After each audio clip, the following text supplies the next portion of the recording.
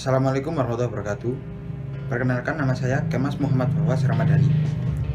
Di sini saya akan menjelaskan tentang perkembangan Islam pada masa modern, yaitu pada tahun 1800 Masehi sampai dengan sekarang.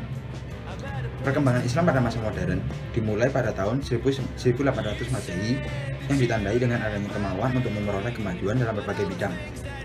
Pada awal masa modern ini, negara Islam rata-rata berada dalam kolonialisme.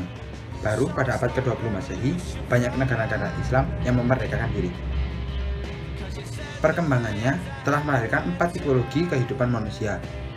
Yang pertama, bertumbuh kepada paham positivisme. Yang kedua, mendorong manusia bersifat hedonisme dan konsumerisme. Yang ketiga, perkembangan iptek sangat cepat. Yang keempat, bersifat eksploitatif. Menurut Dahlia Nur, ciri-ciri kehidupan masyarakat modern yang perlu untuk dilakukan oleh setiap manusia, terutama bagi umat Islam adalah 1. Rasional 2. Berorientasi pada masa depan 3. Terbuka 4. Menghargai waktu 5. Bersifat objektif. Faktor-faktor yang mempengaruhi perkembangan Islam pada masa modern. Yang pertama, adanya kesenjangan antara dunia Islam dengan Eropa. Yang kedua, lahirnya berbagai gerakan pemurnian ajaran Islam. Yang ketiga, lahirnya gagalan nasionalisme di dunia Islam dengan berdirinya partai-partai dan politik Islam. Lalu, pusat peradaban Islam pada masa modern. Setelah berakhirnya ekspedisi Napoleon di Mesir tahun 1801, umat Islam terdorong melahirkan kebangkitan Islam. Kebangkitan tersebut dimulai oleh Turki dan Mesir yang telah menyadari atas kemunduran dan kelemahan umat Islam akibat dominasi Barat. Mereka menempuh cara untuk melakukan proses belajar ke orang Barat yang melahirkan sebuah gerakan modernisasi Islam.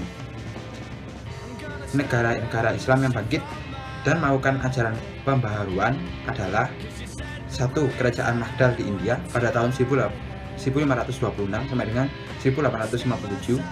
2. Kerajaan Safawi di Bosnia pada tahun 1501 sampai dengan 1722. Yang ketiga, kerajaan Turki Utsmani pada tahun 1566 sampai dengan 1757. Semua pada tahun Masehi. Lalu, faktor yang menyebabkan keruntuhan kerajaan Turki Utsmani adalah yang pertama, faktor internal, luas wilayah kekuasaan dan buruknya sistem pemerintahan. 2. Heterogenitas penduduk dan agama. 3. Merosotnya perekonomian negara. Lalu ada faktor eksternal yang mempengaruhi runtuhnya kerajaan Turki Utsmani ini. Yang pertama, munculnya gerakan nasionalisme. 2. Kurang canggihnya strategi politik negara. Dan ketiga, kurang canggihnya senjata perang tentara Turki. Deskripsi perkembangan Islam pada masa modern. 1. Tokoh pemikir Islam pada masa modern. A. Di bidang tajwid keagamaan. Yang pertama adalah Muhammad bin Abdul Wahab, lahir di Uyainah, Najd Arabia Tengah pada tahun 1115 sampai dengan 1703 Masehi. Beberapa ajaran pokoknya bersumber dari ajaran Islam, yaitu melalui Al-Quran dan hadis. Beberapa contoh ajarannya yaitu tauhid dibagi menjadi 5, yaitu tauhid ilahiyah, tauhid rububiyah, tauhid asma, tauhid sifat, dan tauhid af'al. Tauhid yang berisi kelimanya disebut tauhid ilmu dan ittihad. Kesalahan dalam tauhid melahirkan perilaku syirik. Syirik kepada Allah dibagi menjadi 2, yaitu syirik akbar, menjadikan makhluk sebagai Allah. Yang kedua, syirik ashar, riya, sikap fanatik terhadap dokter atau jenis obat tertentu.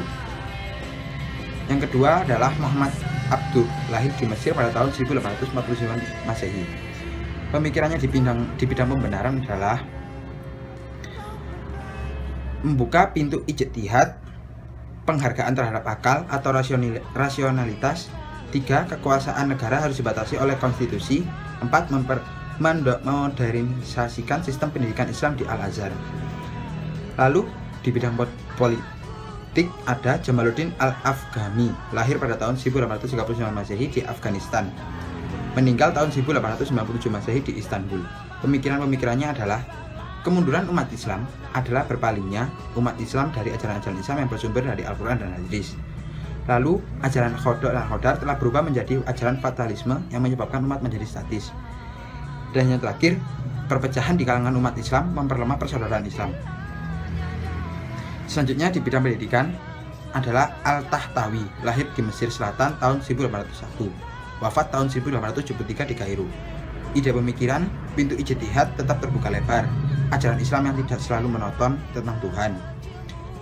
Persamaan politik dapat menumbuhkan semangat kebangsaan, pendidikan harus bersifat sosial, dan yang terakhir, salah satu jalan untuk mencapai kesejahteraan adalah berpegang teguh pada agama dan budi pekerti. Lalu, hikmah mempelajari perkembangan Islam pada masa modern adalah Islam tidak membenarkan sikap terlalu membanggakan terhadap generasi sebelumnya. Yang kedua, mendorong semangat umat Islam untuk berjuang. Yang ketiga, mendorong umat Islam untuk meraih kemajuan hierarki. Yang keempat, mendorong umat Islam untuk memiliki prinsip hidup yang kuat. Yang kelima, mendorong umat Islam untuk memahami hakikat hidup dan kehidupan. Lalu, perilaku semangat meneladani perkembangan Islam pada masa modern adalah 1. Membiasakan diri melakukan evaluasi diri. 2. Bersikap optimis dalam menatap masa depan. 3. Bekerja keras secara profesional. 4. Menerapkan ilmu yang sempurna dalam meraih kesuksesan.